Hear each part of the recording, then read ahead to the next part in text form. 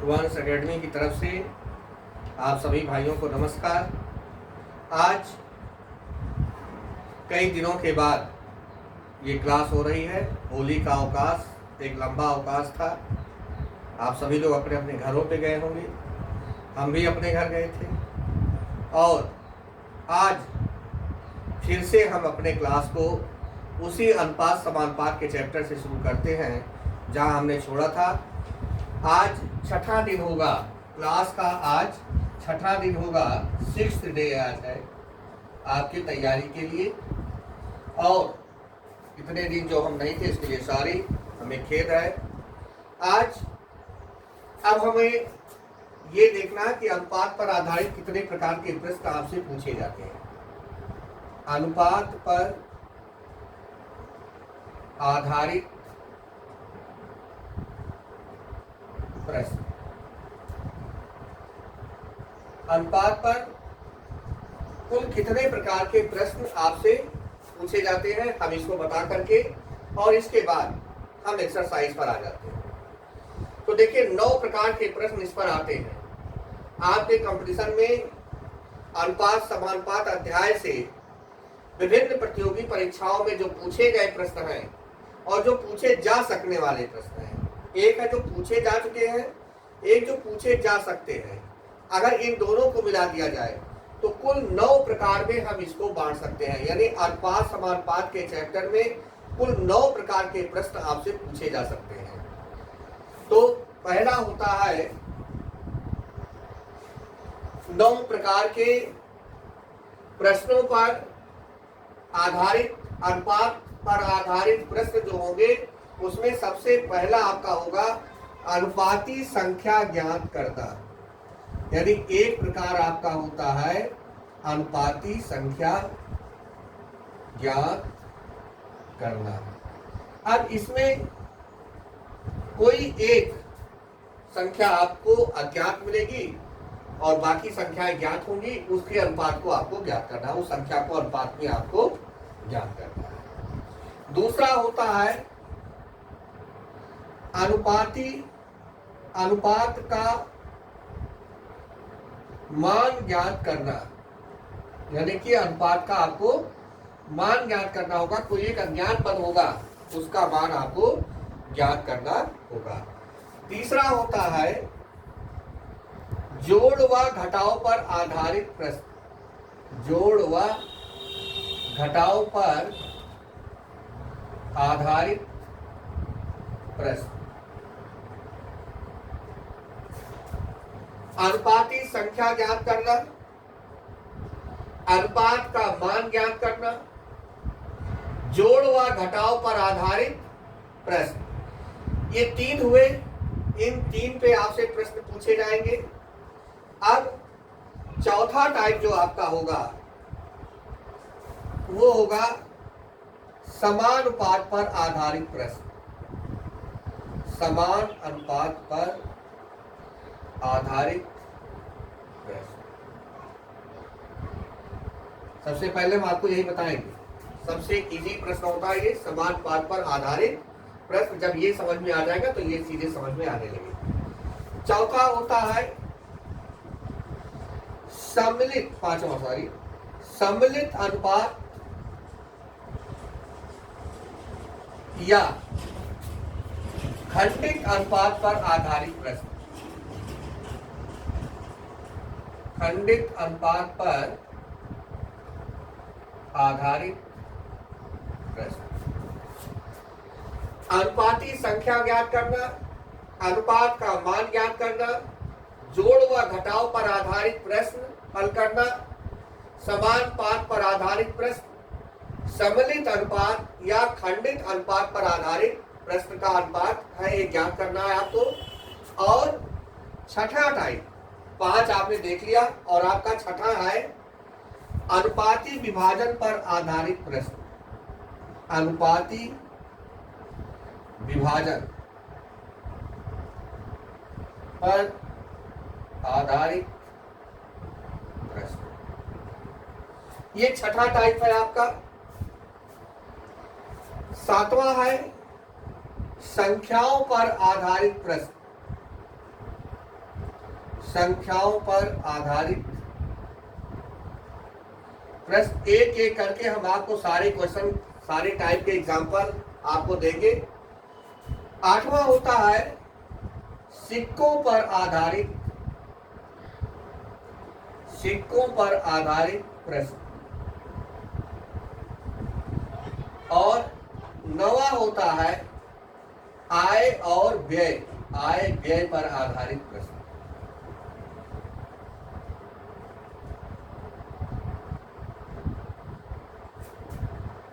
अनुपाती संख्या ज्ञात करना, अनुपात का मान ज्ञात करना, जोड़ व घटाव पर आधारित प्रश्न, समानुपात पर आधारित प्रश्न, सम्मिलित अनुपात या खंडित अनुपात पर आधारित प्रश्न, अनुपाती विभाजन पर आधारित प्रश्न, संख्याओं पर आधारित प्रश्न, सिक्कों पर आधारित प्रश्न, आय व्यय पर आधारित प्रश्न। आप इसको नोट कर सकते हैं।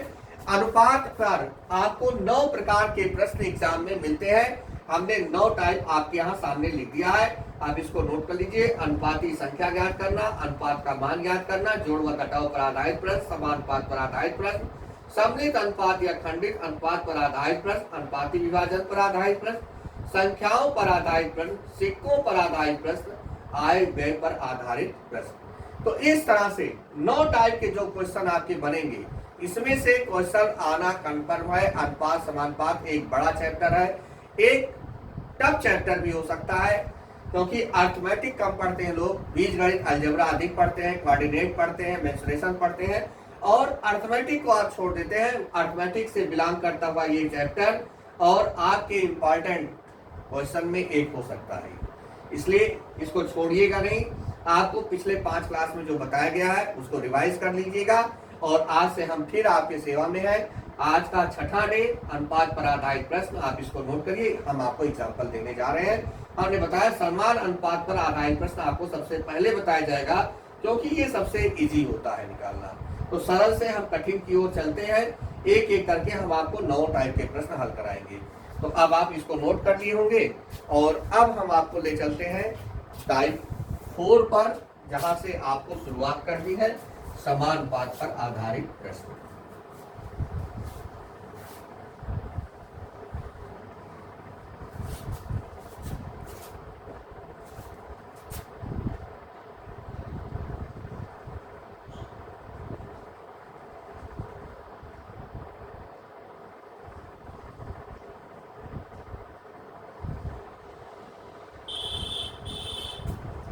समानुपात यानी कि जिसका अनुपात समान हो। जैसे यदि A अनुपात B समानुपात का ये चिन्ह होता है, यहाँ डबल बार रेशियो का चिन्ह लगता है, ये अनुपात का चिन्ह होता है। A अनुपात B समानुपात C अनुपात D। यहाँ पे A, B, C और D ये 4 संख्याएं हैं, जिसमें A और D बाह्य पद है, B और C मध्य पद है। A और D बाह्य पद कहलाता है, और B तथा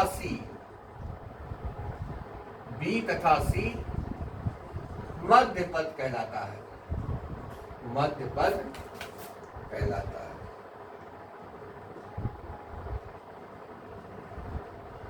ये ध्यान देने वाली बात होगी। समानुपात पर आधारित जो प्रश्न होगा वो A अनुपात B समानुपात C अनुपात D पर होगा। A और D इसके बाह्य पद होंगे, B और C इसके मध्य पद होंगे। अब होता क्या है, प्रश्नों को हल कैसे कहते हैं? बाह्य पदों का गुणनफल, बाह्य पदों का गुणनफल ये बराबर होता है मध्य पदों के गुणनफल के बराबर, मध्य पदों के गुणनफल के बराबर होता है। यदि A अनुपात B समानुपात C अनुपात D हो तो हम कहेंगे A और D बाह्य पद हैं, B और C ये मध्य पद होते हैं, और इनका हल कैसे निकालते हैं? बाह्य पदों का गुणनफल बराबर मध्य पदों के गुणनफल। अब यहां देखिए, इसको हम इक्वल में मानते हैं। कैसे? A रेशियो B समानुपात C अनुपात B, इसको हम बराबर में कन्वर्ट कर देंगे और अनुपात का मतलब होता है बटे में, तो A बटे B बराबर C बटे D। अब इसका मान कैसे निकालें? Cross multiplication A cross D is equal B cross C। ये आया बाह्य पदों का गुणनफल। A और D को हमने बताया था कि ये बाह्य पद है, B और C को हमने बताया था ये मध्य पद है। तो बाह्य पदों का गुणनफल बराबर होता है मध्य पदों का गुणनफल। ये फार्मूला आपको याद है।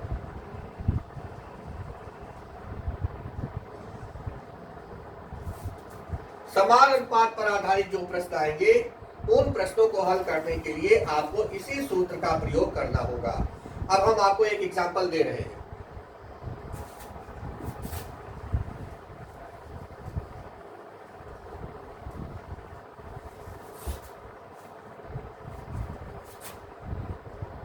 थ्री रेशियो 3 अनुपात 5 और समानुपात दिया गया 21 अनुपात, और ये नंबर आपको ज्ञात करना है।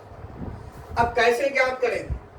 3 अनुपात 5 समानुपात 21 अनुपात इंट्रोगेटिव साइन लग गया, यानी कि यहां पे आपको मान ज्ञात करना है। तो हम इसको यक्स सपोज कर लेंगे, ठीक। तो आप लिख सकते हैं 3 अनुपात 5 समानुपात 21 अनुपात यक्स। और फिर हमने बताया कि बाह्य पदों का गुणनफल बराबर होता है किसके? मध्य पदों के गुणनफल के बराबर होता है। तो बाह्य पद कौन कौन से हैं? 3 और यक्स। ये बाहर बाहर है, इधर से ये बाहर है, इधर से ये बाहर है, तो बाहर बाहर के पदों को ले लिया गया। तो 3 गुणे यक्स बराबर मध्य पद, बीच में कौन है? ये है बीच में, बराबर मध्य पदों का गुणनफल। अब अलजबरा आ गया, बीजगणित के आधार पर प्रश्न को हल करेंगे। यक्स बराबर 5 गुणे 21, कोफिशिएंट हमेशा हर में जाता है, इसको डिनोमिनेटर में ले आए। ये 3 यहां आ गया और आप 3 से 21 को काट सकते। यक्स बराबर 35, ये आपका आंसर हो गया। तो इस तरह से आपको समान अनुपात पर आधारित प्रश्नों को हल करते समय सिर्फ ये याद रखना है कि बाह्य पदों का गुणनफल बराबर होता है मध्य पदों का गुणनफल। अब हम दूसरा एग्जांपल देंगे आपको। इस एग्जांपल को आप अच्छी तरह समझ लिए होंगे। 1.2 रेशियो 3.5, अब समानुपात लग गया। 1.2 अनुपात लगा, 3.5 समानुपात लगा। अब यहां इंट्रोगेटिव साइन लगा है और अनुपात लिखा है 1.2। अब इस क्वेश्चन को सॉल्व करना है। इसे कैसे सॉल्व करेंगे? तो हमने बताया क्या, हम बार बार फार्मूले को इसलिए लिख रहे हैं कि आपको ये याद हो जाए। बाह्य पदों का जो चीज आपको याद नहीं होती है उसको आप बार बार लिखना शुरू कर दे, देखिएगा वो चीज ऐसे रट जाएगी जैसे तोता राम राम रटता है। तो याद करने का सबसे बढ़िया तरीका, चाहे वो मैथ हो, साइंस हो, इंग्लिश हो, जो भी सब्जेक्ट है, और जो आपको याद नहीं हो रहा, जिसको आप करें बहुत कठिन, कठिन कुछ नहीं होता ना, कुछ सरल ना कठिन है। जो चीज आपके समझ में आ गया, जो चीज आपको याद हो गया, वो चीज आप करते हैं सरल। बहुत कठिन क्वेश्चन रहता है कभी कभी, जब आपकी समझ में आ जाता है आप उसको लगाए कहते हैं अरे ये तो बहुत आसान था। वो आसान नहीं था, वो अभी भी कठिन है। जो नहीं समझ पाया उसके लिए अभी भी कठिन है, लेकिन अब आसान इसलिए है आपको लग रहा है क्योंकि अब आपके समझ में आ गया। तो 2 तरीके होते हैं, या तो आप समझ लीजिए उसको या आप रट लीजिए। अगर समझ जाए बहुत अच्छी बात है, समझ गए तब भी आपको याद तो रखना, मेमोरी में तो डालना ही पड़ेगा आपको। लेकिन अगर याद नहीं हो रहा तो बार बार लिखना शुरू कर दीजिए, समझ में आ जाएगा। इसलिए हम फार्मूले को यहाँ बार बार लिखते रहे हैं कि आपके दिमाग में ये बात बैठ जाए, समानुपात के प्रश्नों को कैसे हल करते हैं। बाह्य पदों का गुणनफल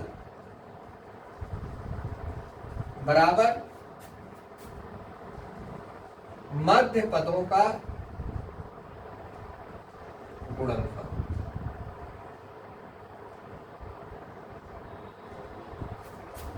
तो बाह्य पद कौन कौन से हैं? 1.2, 1.4, ये आपके दोनों बाह्य पद हो गए और मध्य पद आपके ये हो गए। इसको हम यक्स मान लेते हैं। हम लिख सकते हैं 1.2,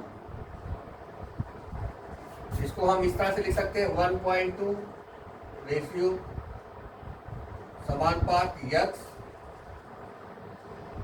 जहां इंट्रोगेटिव लगा वहां यक्स लगा लीजिए, और इसके बाद बाह्य पद और मध्य पद ये आपको मिलेगा।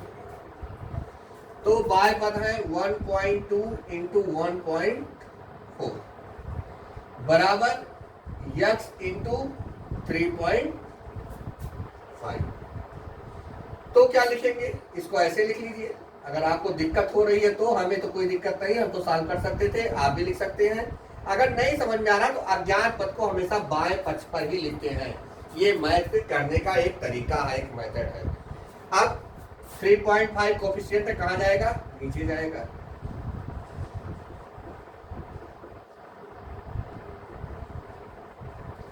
दशमलव के बाद एक अंक यहाँ, दशमलव के बाद एक अंक यहाँ, दशमलव के बाद एक अंक यहाँ, तो एक किसी के दशमलव को हम हटा सकते हैं।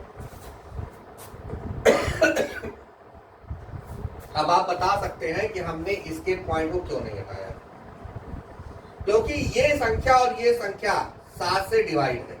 7 दूनी 14, 7 बचे 35, तो दोनों दशमलव में अब नहीं है, इसलिए हमने पहले इसको काटा है। तो क्या हो जाएगा? 7 दूनी 14, 7 बचे। अब क्या आया? 1.2 इंटू 2/5, तो x इज इक्वल 2.4/5 ये आया। अब डेसिमल में 0.5 और 20 होता है, 5 अट्ठे 40 होता है। तो इस तरह से आप डेसिमल के प्रश्नों को हल कर सकते हैं, और समानुपात पर आधारित जो प्रश्न आपको मिलेंगे आपको इसी तरह से वो क्वेश्चन हल करने होंगे। आज की क्लास हमारी ओवर होती है। धन्यवाद। अब हम आपको नेक्स्ट क्लास में अनुपात पर आधारित और बाकी प्रश्न बताएंगे। Thank you so much.